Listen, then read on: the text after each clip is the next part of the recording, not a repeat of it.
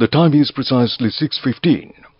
This is the Sri Lanka Broadcasting Corporation. Here's the news edited by Anjana Dodamgoda and read by Rumesh Pires. The headlines. The President advocates AI integration for economic transformation. A meeting between the Prime Minister and Sri Lanka Administrative Services Association to address serious disparities in the salary structure of the public service. The court moved against gazetted minimum daily wage of plantation workers. The GCE Advanced Level 2023 examination results released. The Maldivian Foreign Minister to visit Sri Lanka next week. The daily consumption of eggs increases by 1 million. In foreign news, Donald Trump becomes first ex-US president to be convicted of a crime. In sports, USA and Canada clash in the T20 World Cup opener. Now the local news in detail.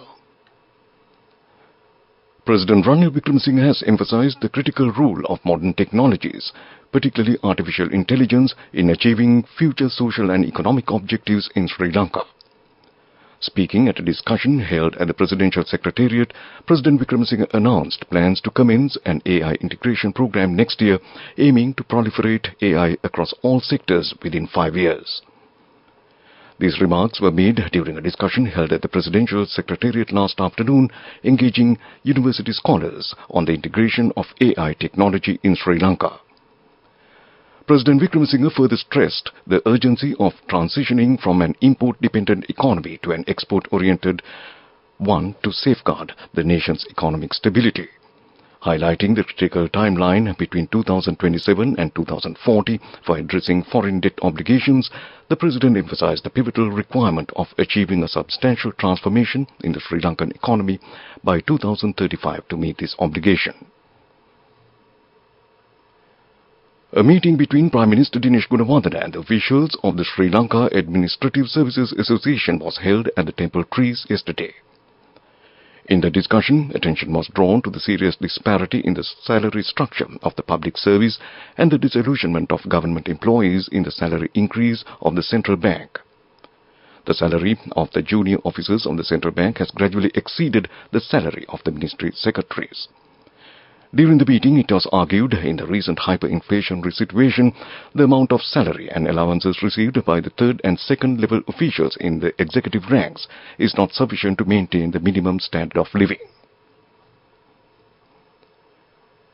The Ministry of Foreign Affairs said the Minister of Foreign Affairs of the Maldives, Musa Zamir, will undertake an official visit to Sri Lanka from the 3rd to the 6th of June. He is scheduled to pay courtesy calls on President Ranil Wickremesinghe and Prime Minister Dinesh Gunawardena during this visit. The Foreign Minister of Maldives and his delegation will also have official bilateral discussions with Foreign Minister Ali Sabre during the visit at the Ministry of Foreign Affairs. Foreign Minister Zamir will be accompanied by senior officials of the Ministry of Foreign Affairs of the Maldives. This news broadcast comes to you from the Sri Lanka Broadcasting Corporation. Continuing with more local news. The Department of Examination announced the results of the 2023-2024 GCE Advanced Level Examinations. Accordingly, the results can be viewed on the following website www.doenets.lk.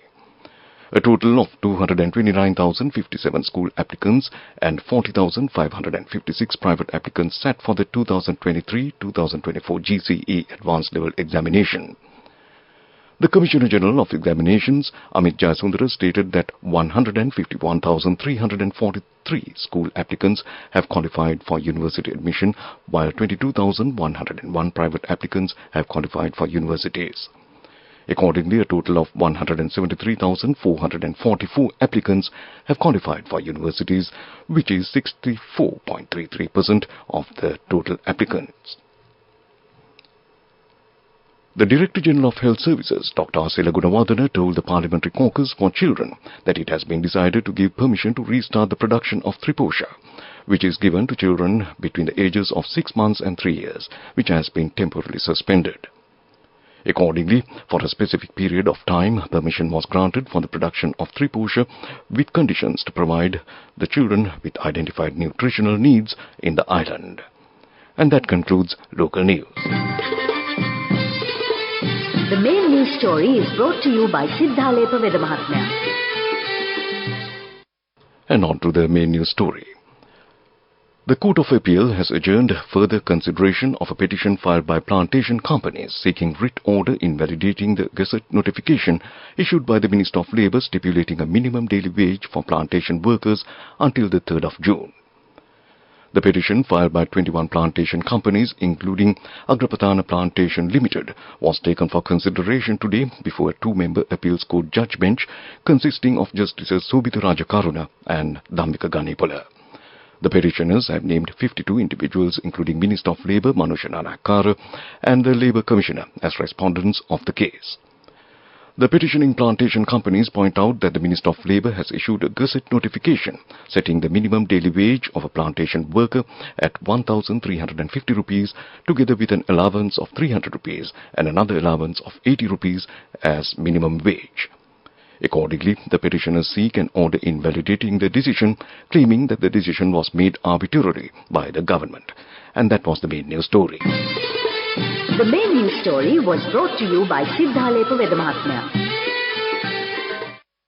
And in Watchlight this evening, the Marine Forecasting Division of National Meteorological Centre has issued an advisory of rough seas and strong winds. Strong winds accompanied with heavy rainfall and very rough seas are likely over the sea areas surrounding the country and over the southeastern sea areas during the next few days.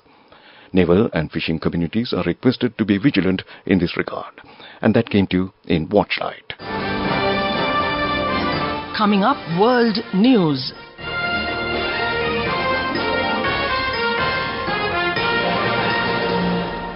Moving on to the bulletin of world news. First, the headlines. Donald Trump becomes first U.S. president convicted of a crime. At least 24 dead in the eastern India as temperatures soar. Israeli military says combat in both parts of northern Gaza is over. Now the world news in detail. Donald Trump became the first U.S. president to be convicted of a crime on Thursday when a New York jury found him guilty of falsifying documents to cover up a payment to silence a porn star ahead of the 2016 election. After 2 days of deliberation, the 12-member jury pronounced Trump guilty on all 34 felony counts he faced. Trump watched the jurors dispassionately as they were polled to confirm the unanimous verdict. At least 24 people died of suspected heat stroke in India's eastern states of Bihar and Odisha yesterday, and the heat wave in the region is expected to continue until Saturday, authorities said. India has been experiencing a blistering hot summer, and a part of capital Delhi recorded the country's highest ever temperature at 52.9 degrees Celsius this week, though that may be revised with the weather department checking the sensors of the weather station that registered the reading. The military said today Israeli forces have ended combat operations in the Jabalia area of northern Gaza after destroying more than 10 kilometers of tunnels during days of intense fighting that included over 200 airstrikes. At the south end of Gaza, Israeli forces pressing an offensive into Rafah found rocket launchers and other weapons as well as tunnel shafts built by Hamas in the city center, the army said. Tank-led Israeli troops aim to break up Hamas's fighting formations in the city on the border with Egypt. Back to the headlines of the world news.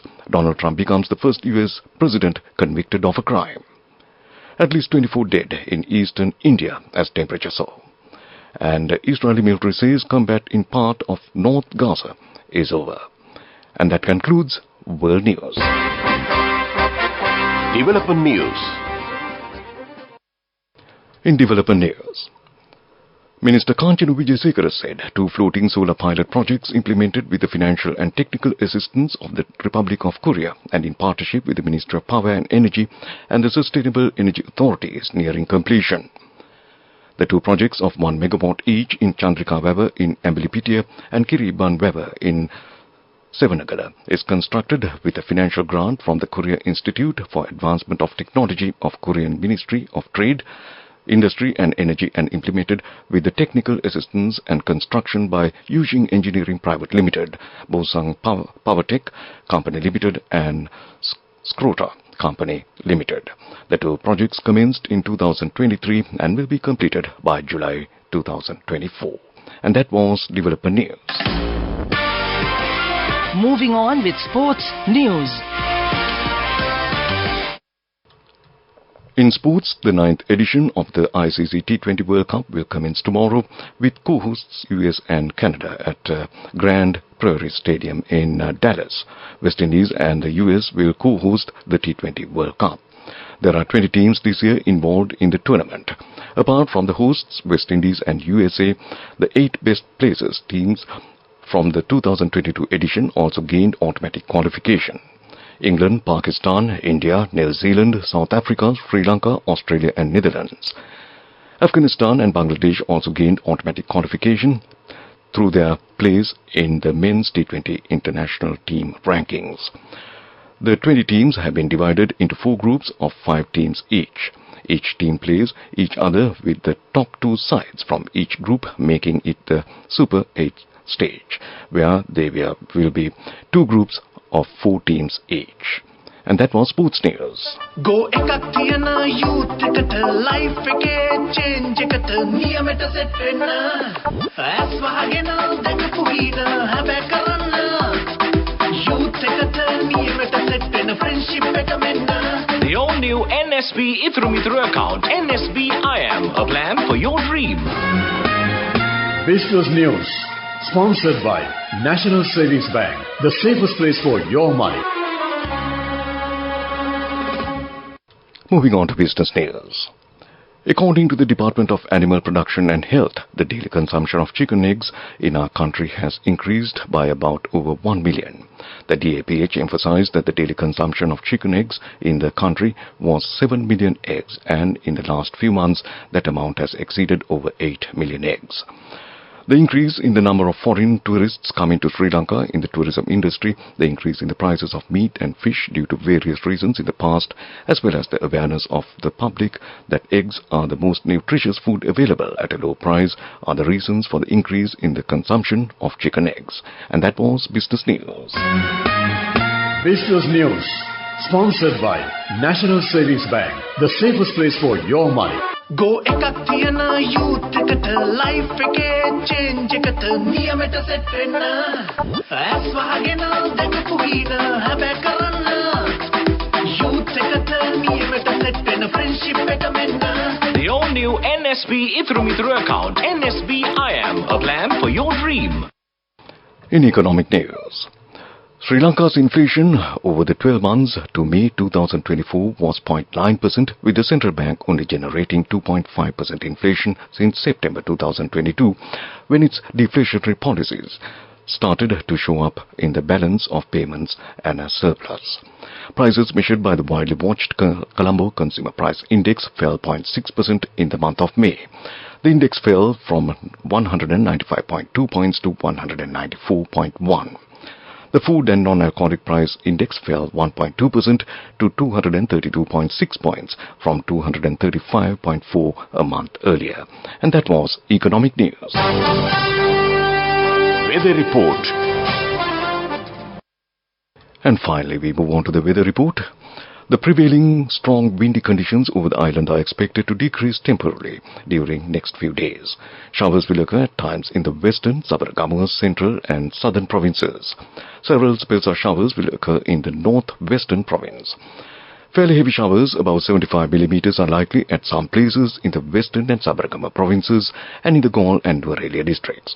Showers or thundershowers may occur at few places in the Uva, north central and eastern provinces and in the Mullaitivu district in the evening or at night. Very strong winds of about 40 to 45 kilometers per hour can be expected at times over the southern province. And that was the weather report. And to conclude this news broadcast, a recap of the main news headlines. The President advocates AI integration for economic transformation. A meeting between the Prime Minister and Sri Lanka Administrative Services Association to address serious disparities in the salary structure of the public service. The court moved against gazetted minimum daily wage of plantation workers. The GCE Advanced Level 2023 examination results released. The Maldivian Foreign Minister to visit Sri Lanka next week. The daily consumption of eggs increases by 1 million. In foreign news, Donald Trump becomes first ex-US president to be convicted of a crime. And finally in sports, USA and Canada clash in T20 World Cup opener. And with that we conclude this news broadcast from the Sri Lanka Broadcasting Corporation. Back to your Friday evening's hostess Saunthi Thavam to keep you entertained till end of transmission. Over to you, Saunthi. Thank you, Ramesh. Wishing you a lovely evening ahead and also a superb weekend. This is Radio Sri Lanka.